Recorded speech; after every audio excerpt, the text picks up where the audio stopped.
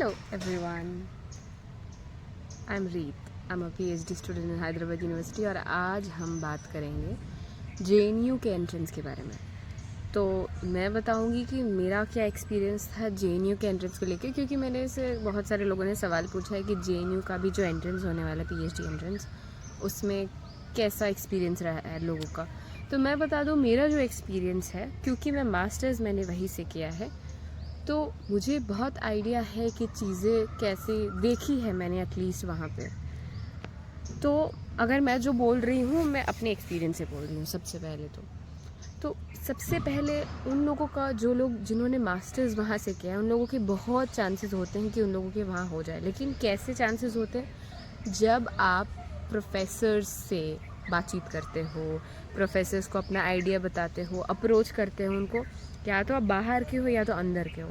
आपको अगर ये चीज़ आप करो तो चांसेस बढ़ जाते हैं कि आपका सिलेक्शन हो।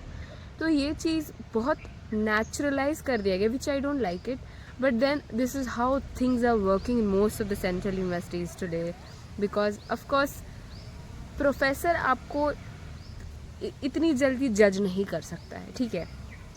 The opportunity to talk to professors, don't leave that opportunity. अगर आप दिल्ली में हो, आप बात कर सकते हो, आप मेल कर सकते हो, आप reach out, you can reach out any professors. If they reply, it's good. If they don't, you don't have anything. Just that you should try your every bit. देखो, proposal at the end of the day is the game changer, I know. But this connecting to professors beforehand actually helps a lot. So that you can do. अगर आपसे हो पा रहा है तब, नहीं हो पा रहा है तो देयर इज नो चॉइस। आप अपने प्रपोजल पे काम करो, अपने इंटरव्यू पे काम करो, ये सारी चीज़ें हैं, ठीक है। तो प्रपोजल आपका किसी प्रोफेसर के अंडर फॉल करता है या नहीं करता है, पहले आप चेक करो, अपना प्रोफाइल चेक करो, कि प्रोफेसर्स के प्रोफाइल चेक करो कि उनका क्या क्या एरिया है।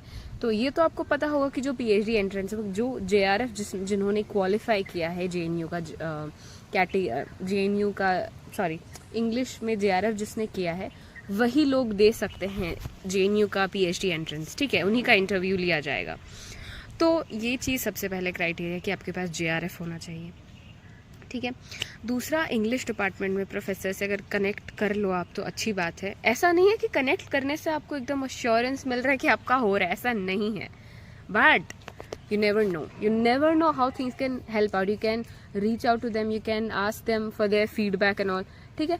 तो ये चीज़ है JNU के PhD से रिलेटेड, ये सारी चीज़ें मुझे इंपॉर्टेंट लगती है बताना, तो मैंने ये बताया।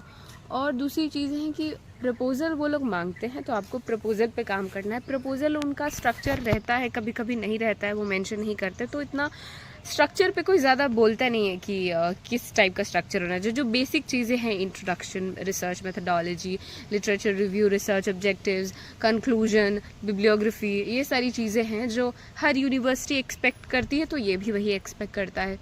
उसके बाद आपको अपने क्या क्या क्वेश्चंस पूछते हैं वो लोग, आपके रिसर्च के अराउंड ही वो क्वेश्चंस पूछेंगे, बाहर से ज़्यादा नहीं पूछते हैं। लेकिन जैसे मानिए आपने किसी हिंदी लिटरेचर रिलेटेड कोई टेक्स्ट लिया, ठीक है, तो आप हिंदी लिटरेचर से एक्सपेक्ट कर सकते हो क्वेश्चंस की, हिंदी लिटरेचर में वो कुछ क्वेश्चंस पूछ ले आपसे आपकी मेथडोलॉजी क्या होगी वो काम करने की, आपसे पूछेंगे आपके ऑब्जेक्टिव्स क्या हैं।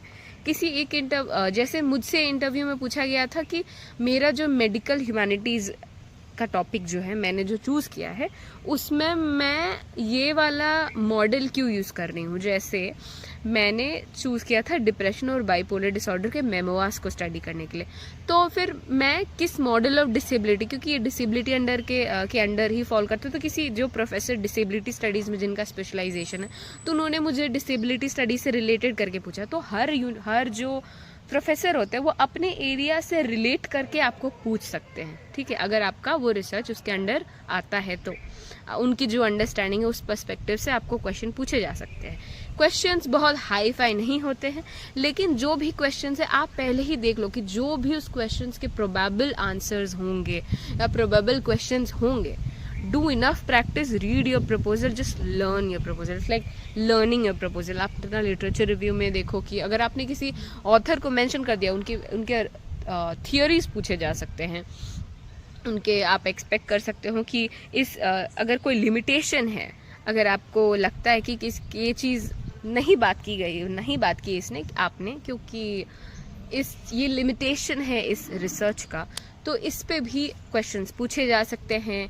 बिब्लियोग्राफी अगर वो देखे, रेफरेंसेस आपके देखे, तो आपसे वो क्वेश्चन पूछ सकते हैं।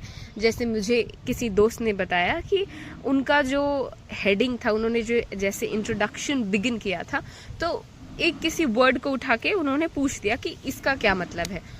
तो आप एक्सपेक्ट कर सकते हो कि आपसे जो क्वेश्चंस है around research proposal, around your larger research area भी पूछे जा सकते हैं। वो उससे बाहर का नहीं पूछेंगे, या फिर इंग्लिश लिटरेचर डिसिप्लिन से रिलेटेड चीज़ें नहीं पूछेंगे वो, ठीक है, ये चीज़ें। और अगर आपको आंसर नहीं आता है तो आप बोल सकते हो कि मुझे आंसर नहीं आता है इसका, या फिर आप एकदम politely you can say that you don't know the answer, okay. Yes, and what else I have to talk कि पैनल में अराउंड 7 प्रोफेसर्स हो सकते हैं, 9 प्रोफेसर्स हो सकते हैं, या तो कभी 2 भी हो सकते हैं, डिपेंड करता है। जैसे मेरे time all professors were there, but किसी और के टाइम केवल 2 प्रोफेसर्स थे। तो बहुत ऐसा नहीं है कि सब प्रोफेसर्स आपके रहेंगे ही पैनल में, ठीक है।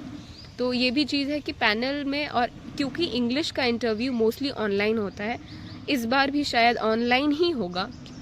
मेरा तो ऑनलाइन हुआ था, इससे पहले कोविड के टाइम से ये ऑनलाइन होने लगा। अभी का I don't know whether it is getting changed or it will remain the same. Mostly it will be online only, this is what I feel. Yeah तो last thing I would like to mention is that interview expect कर सकते हो कि 9 से 10 minute तक चले, and professors सभी, या तो 3-4 प्रोफेसर्स आपसे क्वेश्चन पूछ सकते हैं, कोई या तो कोई एक ही पूछ सकता है। जिसका एरिया होगा वो ज़्यादा इंटरेस्टेड होगा आपसे क्वेश्चंस पूछने में, ठीक है। मेरा तो JNU का PhD नहीं हुआ, but if this interview like this experience helps you, और या फिर आपको कुछ क्वेश्चंस पूछने, क्योंकि मेरा मास्टर्स JNU से है, तो मुझे थोड़ा बहुत आइडिया है कि PhD में how like things work, okay.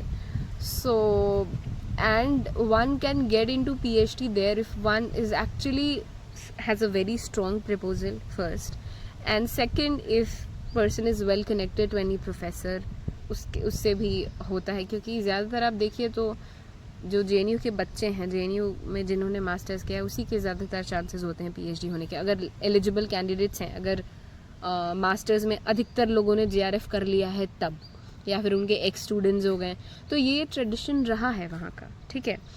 तो like if this helps you out, like if this helps you in any way, और if you can ask any questions and all, if you want any suggestions, like all the best. And I think और dates revise होंगी अभी JNU की। So yeah, all the best, take care and prepare well, bye.